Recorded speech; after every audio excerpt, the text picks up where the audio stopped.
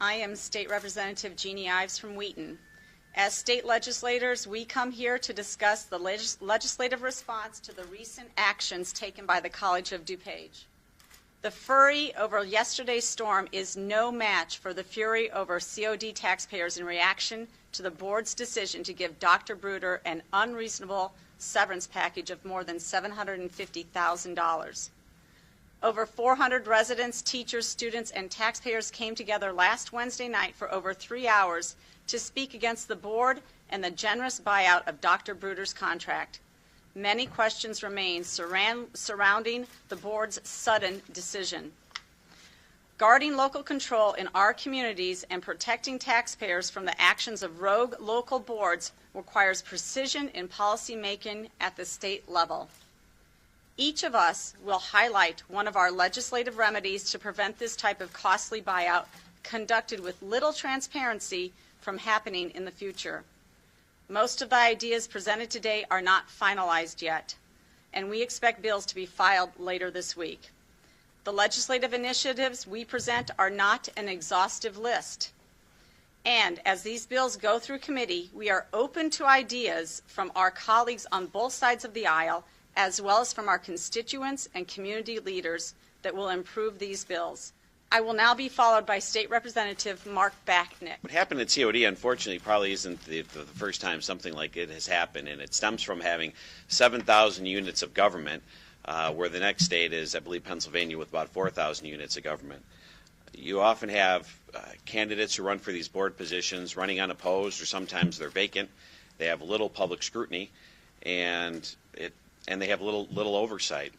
The bill that I've proposed actually came out of something that happened in Plainfield with the Plainfield Park District, where the board had spun out of control. I've advocated since that time for a local recall bill that would allow local officials to be recalled for negligent behavior if the citizens so deemed to recall that individual. I'm State Representative Margot McDermott. I have already introduced House Bill 303.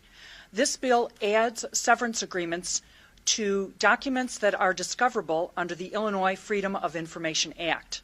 This is a bill that was filed by my predecessor in the wake of the Metra scandal. As we can see, we still have this sort of sweetheart severance deals playing out in Illinois. It was a good bill then. It's an even better bill now. And I would like to see us move forward on making these type of severance agreements open to public scrutiny. My name is Peter Breen. I am the state representative for the 48th District. I have in my district the College of DuPage and its surrounding communities. This board at COD has committed a betrayal of the public trust. And what my proposed bill would look to do is to stop entirely these sorts of severance agreements. It's good that we are here today on Groundhog Day, because this is not the first time it's occurred. So my bill would prevent, going forward, any agreement from having more than 1 year's salary and benefits as severance. For every year's severance that gets paid out, more than one, that community college board cannot then raise the property taxes or the tuition and generally applicable fees of that college. The idea is this: the taxpayers and the students did not make this mistake. It was these unaccountable college boards. And so the taxpayers and the students shouldn't have to pay for them.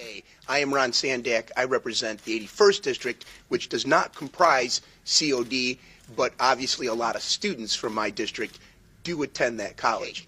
My bill, which is yet to be filed, would permit local units of government to continue to maintain their autonomy and govern locally, but would not, frankly, permit any more incentives by using state monies. So in the instance of COD, if my bill were in place, COD would have forfeited approximately $765,000 in state aid.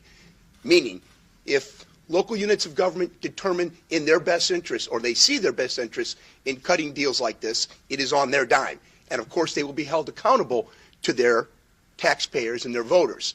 The other bill I have is, frankly, moving the elections for all school board elections, including community colleges, to the general calendar, the fall calendar, so that there's genuine interest. My name's Steve Anderson. I am the state rep for the 65th District, which covers Kane and McHenry counties.